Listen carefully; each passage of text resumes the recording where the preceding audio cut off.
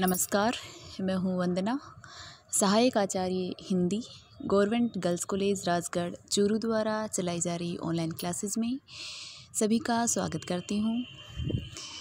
छात्राओं, हम पढ़ रहे थे 10 एकांकी पुस्तक। 10 एकांकी में से आज हम पढ़ेंगे मोहन राकेश के बारे में। मोहन राकेश, जैसा कि आप जानते हैं, एक प्रसिद्ध एकांकीकार और नाटककार हैं।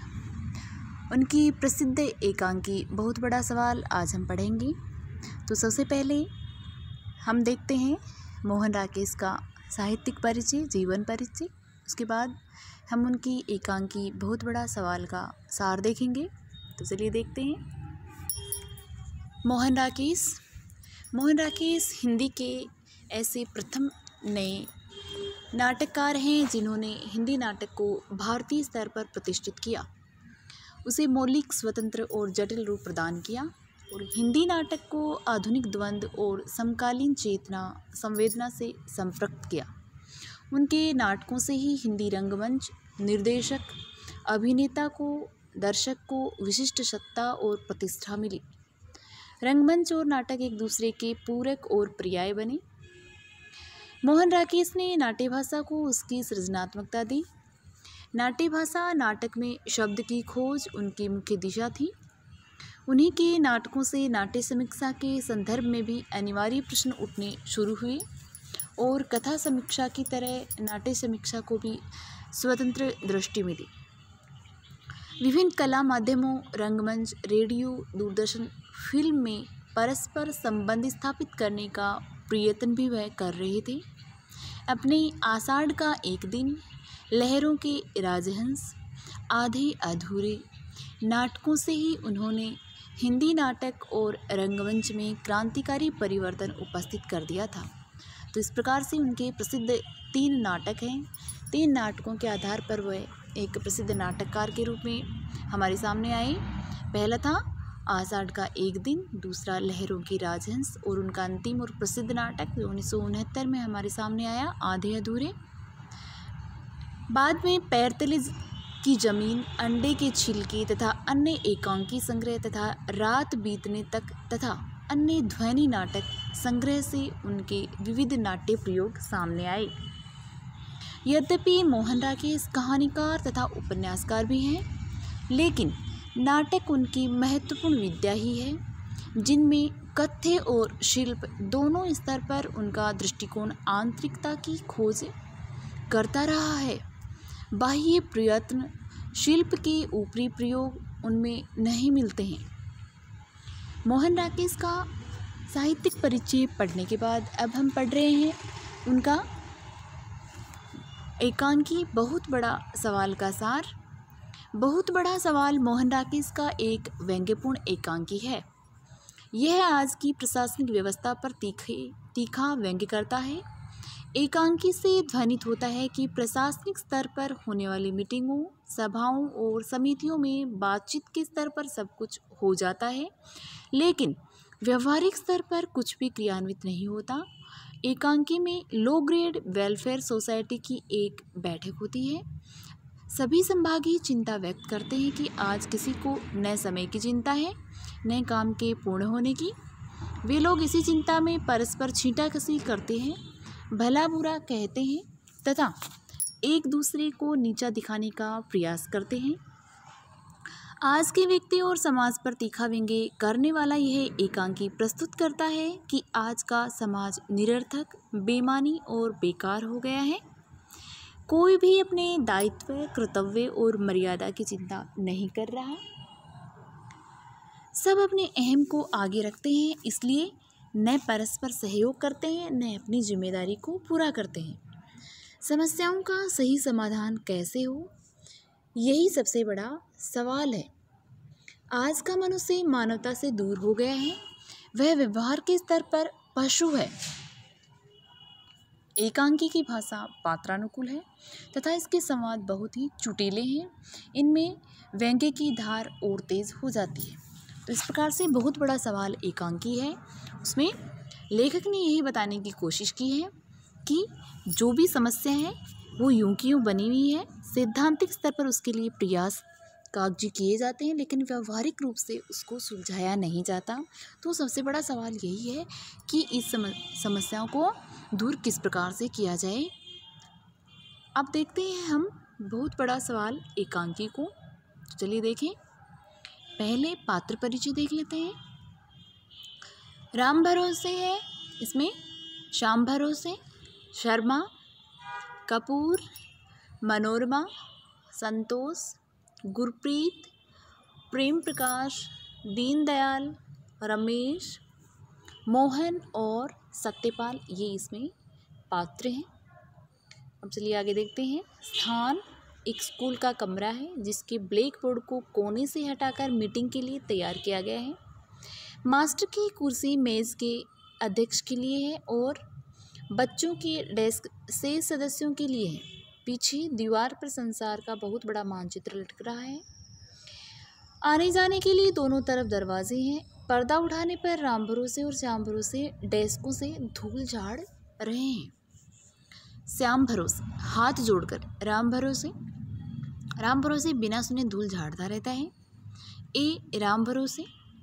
राम भरोसे कहता है बिना हाथ रोके, क्या है? श्याम भरोसे इतनी धूल क्यों उड़ाता है? आहिस्ता से नहीं झाड़ा जाता, रोज रोज की धूल से फेफड़े पहले ही खाए हुए हैं। राम भरोसे तो रोता क्यों है? जान 5 बरस में नहीं जाएगी, 4 बरस में चली जाएगी। श्याम भरोसे तू अपनी जान चाहे 5 बरस में दे चाहे 1 बरस में, पर मेरी जान अभी रहने दे। राम भरोसे ससुर रोज रोज ये मीटिंग होगी तो किसकी जान रहेगी? आज एक का जन्मदिवस होकर निकलता है तो कल दूसरे का मरण दिवस आ जाता है। जिनमें जन्मे मरे धूल खाएं राम भरोसे। श्याम भरोसे जोर जोर से झाड़ता हुआ, सवेरे निकालो तो शाम को चली आती है, शाम को निकालो तो सवेरा नहीं होने देती। श्याम भरोसे आज भी किसी का जन्मदिवस है क्या? राम भरोसे पता नहीं कौन दिवस है, अपना मरण दिवस है। ढीले ढाले ढंग से फाइल हाथ में लिए शर्मा बाहर से आते हैं। शर्मा अपने आप बड़बड़ाता हुआ, अभी तक कोई नहीं है यहाँ। राम भरोसे हाथ रोक कर, कोई भी नहीं माने? शर्मा माने जो आने वाले थे उनमें से कोई भी लोग समझते हैं मेरे बाप के घर का काम है, जैसे मुझे तनख्वाह मिलती है इसकी। कोई एक आदमी वक्त से नहीं आता। राम भरोसे साहब आज किसी की सालगिरह है यहाँ पर।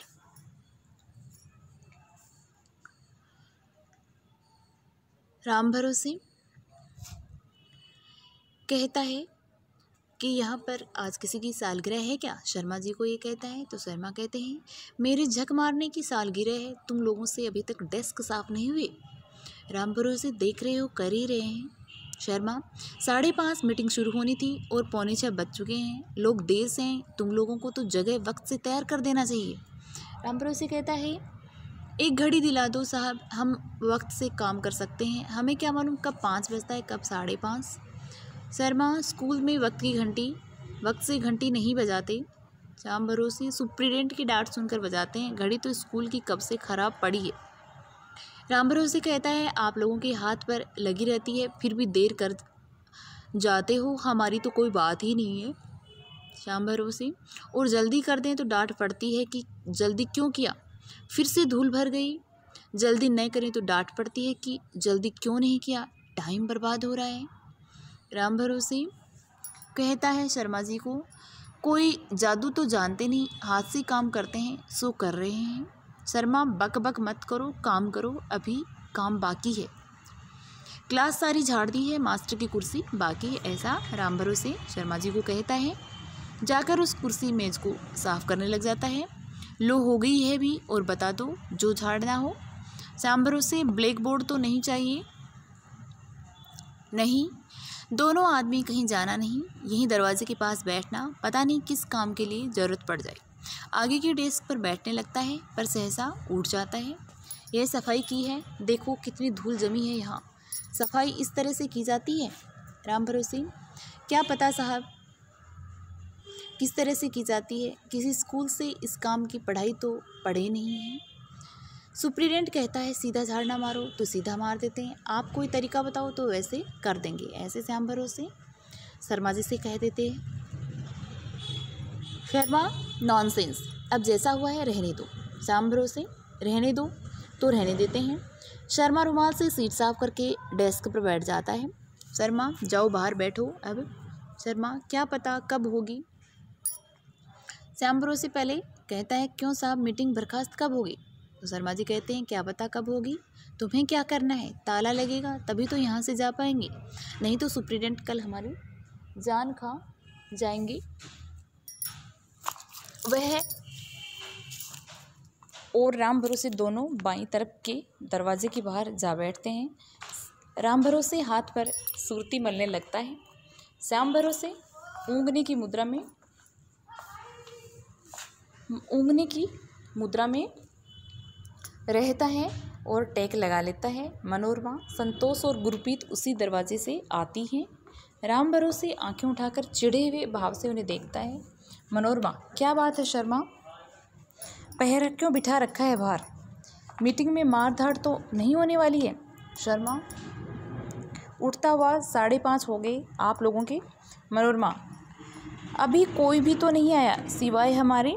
शर्मा 6:30 तक आराम से आएंगे लोग, वक्त की पाबंदी तो सिर्फ एक आदमी पर है क्योंकि वह कमबख्त सेक्रेटरी है।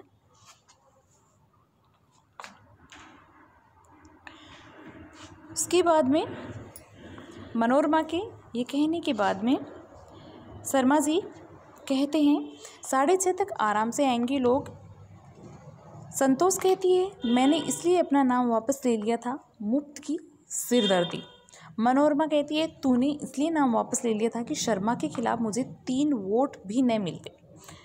अवर Sharma is great. Santosh, long live Sharma. Manorama Gurpreet से, तू इतनी चुपचाप क्यों है?